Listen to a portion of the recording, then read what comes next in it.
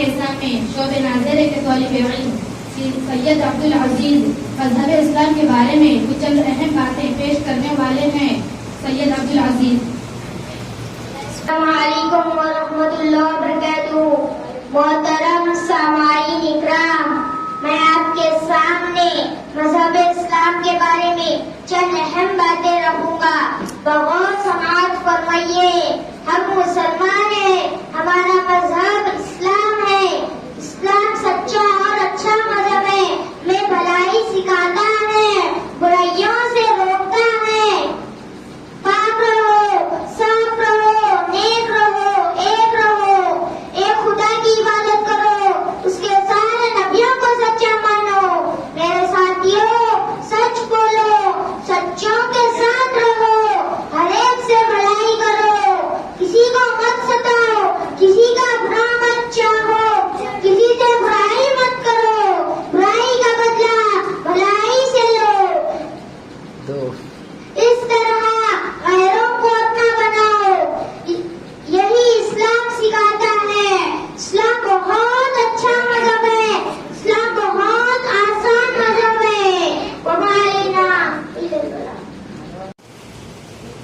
جی محترمی و مکرمی، اب ایسے عنوان پر ہمارے مدرسے کی شعب ناظرہ کی طالبہ فاطمہ بیگم تحریر کرنے والی ہے کہ موضوع ہے تو جتنا سنا جائے کم ہے، وہ کلام الہی کا چیلنج ہے۔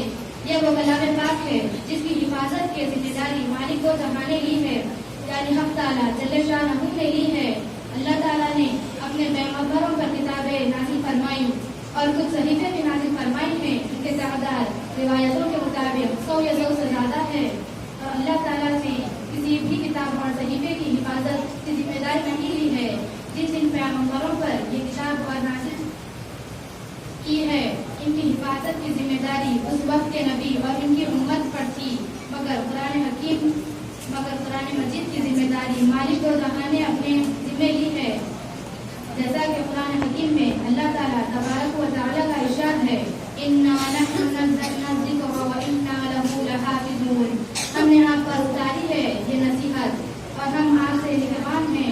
محترم حاضرین جلسہ، وہ اللہ اس کی حفاظت کیسے فرما رہے ہیں؟ کاغذوں اور نقشوں کے ذریعے؟ جی ہاں، اور اپنے بندوں اور بندیوں کے سینوں ذہنوں میں محفوظ کر کے، اور ان کی مدارس طالبہ و طالبات اس کو محفوظ کرنے میں مصروف ہے۔ ہم سب مدرسہ عربیہ مدینہ القرآن کے طالبہ و طالبات الحمدللہ اس میں شامل ہے۔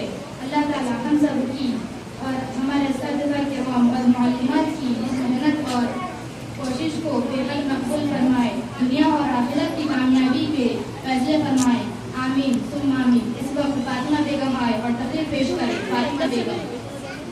السلام علیکم ورحمۃ اللہ وبرکاتہ۔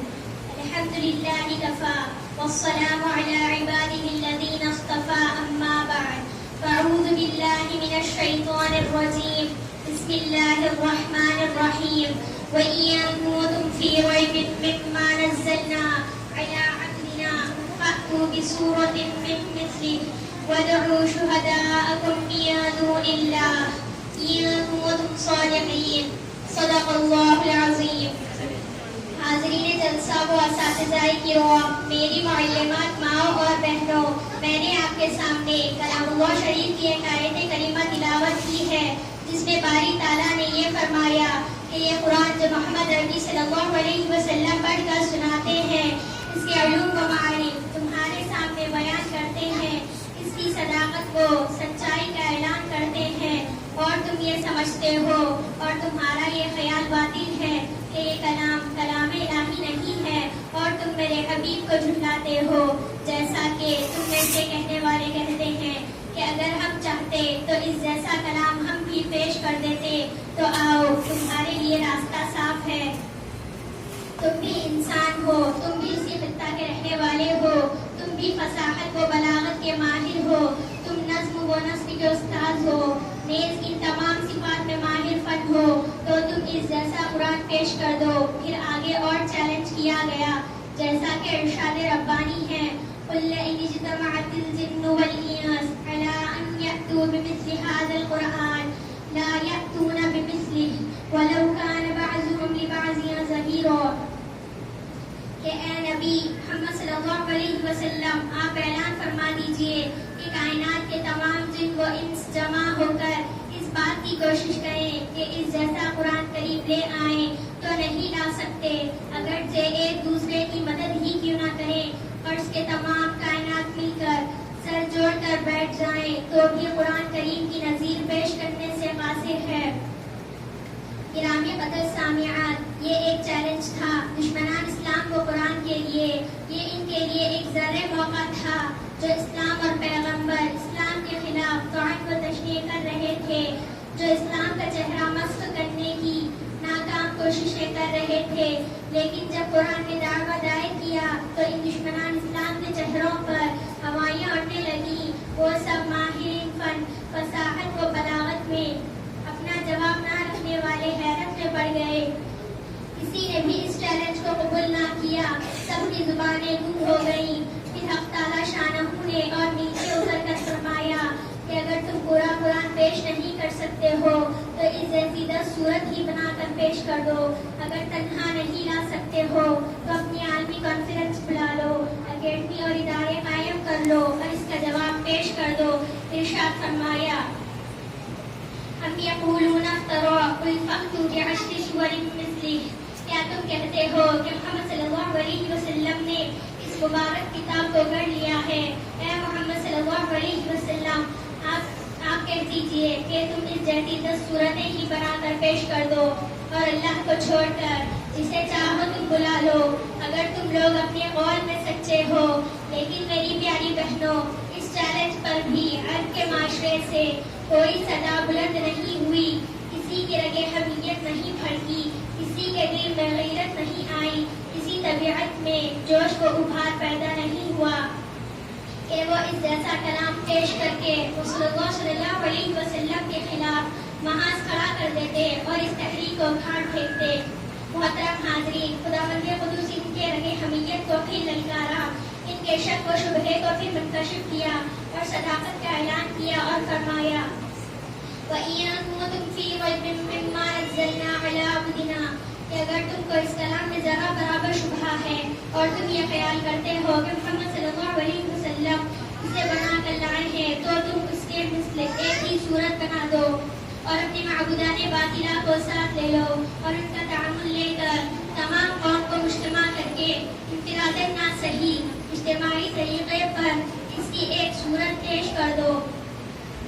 سامعین کرام، ان تمام دعووں کے بعد بھی تمام کے تمام کفار و مشرکین کے قلم اور زبانیں قاصر رہی اور کلام اللہ شریف کی آیت مبارکہ کے مثل ایک جملہ بھی یا ایک سورہ بھی پیش نہ کر سکے، اور یقین ہے کہ قیامت تک کوئی پیش بھی نہیں کر سکتا ہے۔ آخر میں دعا فرمائے کہ خداوند قدوس ہم تمام لوگوں کو کلام اللہ شریف پر ثابت قدم رکھیں، آمین یا رب العالمین۔ السلام علیکم۔ جی حضرات سامعین اور میری بہنوں، اب میں آپ کے سامنے پیش کرنے جا رہی ہوں میری ہر دل عزیز اور ہمارے مدرسے کے سمجھدار طالبہ، جن کے نام کے معنی بھی سمجھدار کے ہیں، اس کو دعوت دیتی ہوں وہ اس موضوع پر تقریر کریں جس موضوع کو ہم سب کو بار بار سننے کی ضرورت ہے۔ یہ اس قدر مغرور اور محفوظ چیز ہے کہ اس میں ہم سب کسی نہ کسی درجے میں شامل ہے، جس سے ہم سب کو بہت ہی محفوظ رہنے کی ضرورت ہے۔ اس موضوع پر تقریر کرنے کے لیے میں فرزانہ بیگم کو پیش کرنے جا رہی ہوں۔ ان کا موضوع غیبت ہے۔ فرزانہ بیگم شوق ناظرے کی طالبہ ہے کہ وہ آئے اور تقریر پیش کرے۔ فرزانہ بیگم۔ السلام علیکم ورحمۃ اللہ وبرکاتہ۔ نحمده ونصلي على رسوله الكريم وبعد، أعوذ بالله من الشيطان الرجيم، بسم الله الرحمن الرحيم۔ أيحب أحدكم أن يأكل لحم أخيه ميتا فكرهتموه، صدق الله العظيم۔ محترم الفقراء، واجب الاحترام، میری پیاری ماؤں اور بہنوں، غیبت کے معنی کسی مسلمان بھائی یا بہن کی غیر حاضری میں اس کی ایسی برائی کا ذکر کرنا، اگر وہ سن لے تو ناخوش اور رنجیدہ ہو، جیسا کسی کو بے وقوف اور بے عقل کہہ دینا، یا کسی کی آنکھ، ناک، کان وغیرہ میں کوئی عیب ہو تو اسے ظاہر کر دینا، یا کسی کے نسب اور خاندان کے عیب کو بیان کر دینا، یہ سب باتیں غیبت میں داخل ہے۔ تم نے اس تعریف سے سمجھ لیا ہوگا کہ غیبت کتنی بری چیز ہے۔ بلا وجہ کسی انسان کا دل دکھانا اچھے لوگوں کا کام نہیں۔ پھر غیبت کا کھلا نقصان یہ ہے کہ آپس میں دشمنی پیدا ہوتی ہے، بیٹھے بٹھائے مفت میں زندگی بے مزہ ہو جاتی ہے۔ غیبت کرنے والے کو سب ذلیل نظر سے دیکھتے اور اس سے گھبراتے ہیں، کیونکہ وہ جانتے ہیں کہ جیسا اس شخص نے دوسروں کی برائی ہمارے سامنے کی ہے، ہمارے عیب بھی اوروں سے بیان کرے گا۔ غیبت کرنا بڑی بے انصافی کی بات ہے، کیونکہ کوئی انسان عیب سے خالی نہیں، کسی نہ کسی میں عیب ضرور ہے۔ بے عیب صرف اللہ کی ذات ہے۔ بہنوں، پھر اپنے عیب پر نظر نہ کرنا اور دوسروں کے عیب گننا بے انصافی نہیں تو کیا ہے؟ ذرا اپنے دل میں سوچو کہ اگر کوئی تمہارے عیب بھی کسی پر ظاہر کرے اور تم سنو تو تمہارا دل کیا کہے گا؟